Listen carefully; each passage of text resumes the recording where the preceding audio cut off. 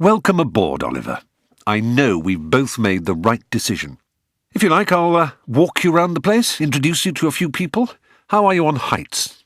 Heights? There's a fabulous office at the top of the building, one of the best views in London, but if you prefer, you can make your habitation a little closer to ground. No, heights are good. Of course, you're used to a view, aren't you? As a matter of fact, you can see your old office from my window here. Would you like to wave to your successor? Frankly, no, said Oliver. It's only when you've shaken the dust of public service from your shoes that you realise how much you always hated it. By the way, my children will kill me if I forget to pass on an invitation to dinner next week, Thursday. Can you make it? It would be a pleasure. Please convey my grateful thanks. Now, let's amble, shall we? Good morning, Albert. Let me introduce you to Sir Oliver Delft, antivirus, anti-worm, anti-hacker. How do you do? Simon, I have to talk to you right now. It's extremely urgent. Oliver, I'm so sorry. Would you mind if I... No, if it's all right with you, I'll wander on my own. I'd prefer it that way. I take it this pass allows me anywhere. Absolutely anywhere. Introduce yourself as you go along. I broke the glad tidings to everyone by email this morning. I will see you later, then. Albert, I have a very strong idea why you are here. Let me say, how could you do it? How?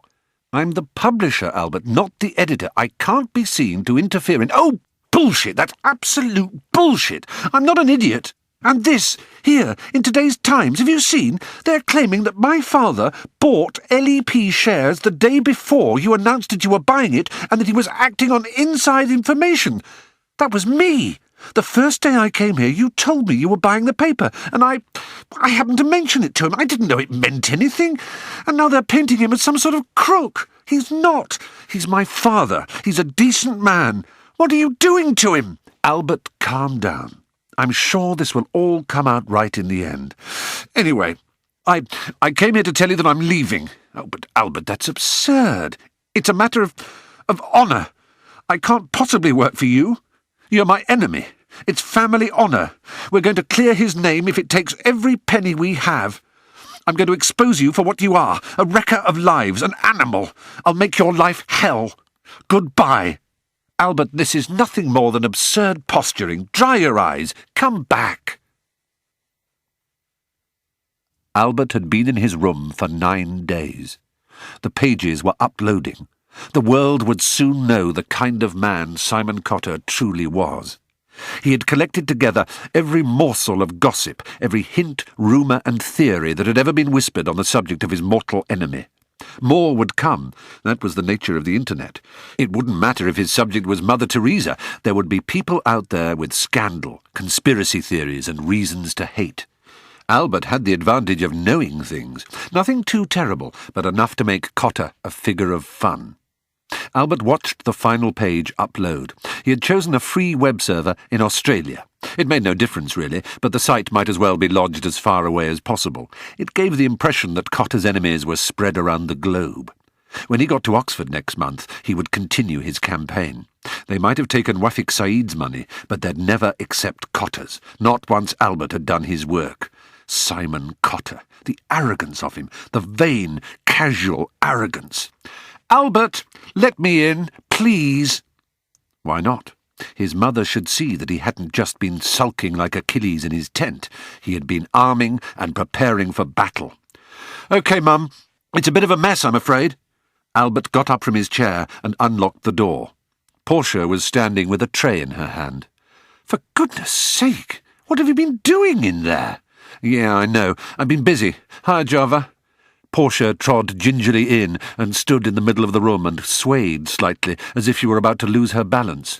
Where on earth am I going to put this tray? Down there. Albert kicked away a pile of CDs, photographs and underwear. Get away, Java! Java had leapt onto the desk and was batting at the mouse, as cats will. Lunch, said Portia firmly. In fact, it's last night's supper and this morning's breakfast too. You absolutely must eat. I'm going to watch you. I don't care if I sound like the worst Jewish mother in the world. You simply must eat. Yeah, whatever. Look, Mum, don't you whatever me. I'm going to watch every sandwich going down your throat and then sleep. You didn't go to bed at all last night, did you? OK. Only look. Albert grinned. "You've arrived at a historic moment, the formal opening of the world's first anti-Cotter site. What's this?" Albert sat down at his computer again, and his mouse started skating. "See?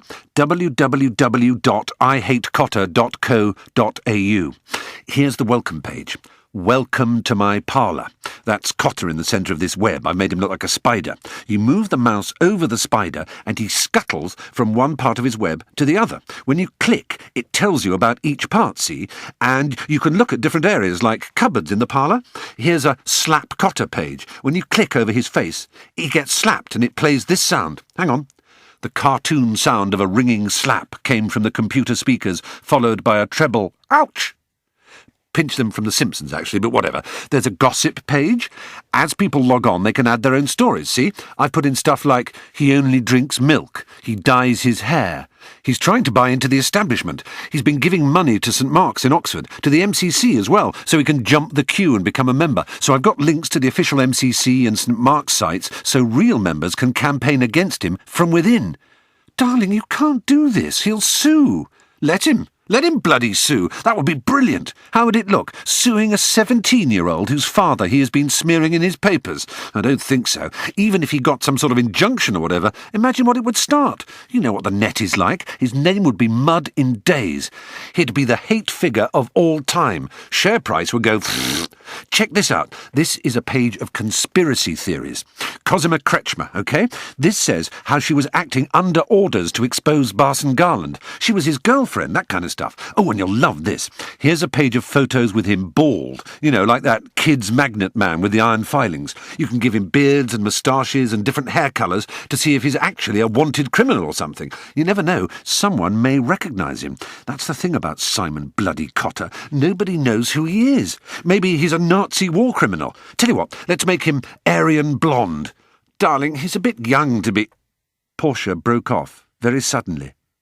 Albert turned to look at her. She was staring at the screen, absolutely transfixed. "You look like you've seen a ghost, Mum. What is it?" Portia closed her eyes for a second. "Mum, come on. Let's see you eat those sandwiches right now." Yeah, but what do you think?" Portia leant forward and kissed her son, amazed that she could speak so calmly. "It's brilliant, of course, darling. I can't begin to imagine how you could do such a thing. Should I show it to Dad?" "Not just at the minute, my love." "Is he... where is he?" "Here, in the dining room. He's in good shape, don't worry. There's a board meeting next week. They want to give him a chance to explain. He's preparing his defence." "Well, it's not quite like that. The board believes him completely." "I should bloody well hope so." Now that Albert had started eating, he found that he was extremely hungry. "Top sandwiches, Mum." "But there's obviously a lot of pressure from shareholders." "He's never going to resign." "Well, he thinks it may be in the best interests of the company, its reputation and share price." "But that's like saying he's guilty. He can't resign." "Well, that's the point of the board meeting, to find a way of his stepping down that doesn't look like an admission of guilt. The whole board wants to help. Do you want me to make you some more? These are fine. Thanks, Mum." "All right. I'm going out now. I shall..." Portia cleared her throat to hide the tremble in her voice. "I'll be back later, and I expect to find you in bed, asleep. You understand?" She leant forward and kissed him, clenching her fists to cover the shaking. "I do love you very much. You know that, don't you?" Albert had turned back to his screen, and he replied through a mouthful of chicken sandwich, "Love you too, Mum. Love you too. Hey, look, I've already got an email from someone. Look at that. It's got an attachment. I hate Cotter too. Wonder what it is." Albert double-clicked. Instantly the screen went black. "What the fuck?" A ribbon of bright red text chugged along the screen. "You want a duel? You've got it. All files infected. Goodbye." No! Albert switched his computer off and started it again. "Darling, what's happening?" "It's him! It's him! He sent me a fucking virus! I can't believe it! He's destroyed the whole system! Oh, Jesus!" "But he can't have done. He must be running a permanent search. He's found the Australian site and knows it's from me. Shit! All right, Albert, calm down. I've still got my laptop. He can't touch that. I'll start again. Do it even better. Take it to a cyber cafe. This is just the fucking beginning. Everyone's equal on the net. Albert! Can't talk, Mum. Work to do." Portia closed the door and walked slowly to the kitchen. The whole terrible truth had come crashing into her mind. Ashley and Rufus Cade. She should have made the connection before and been on her guard. Ashley and Rufus Cade. And Gordon next.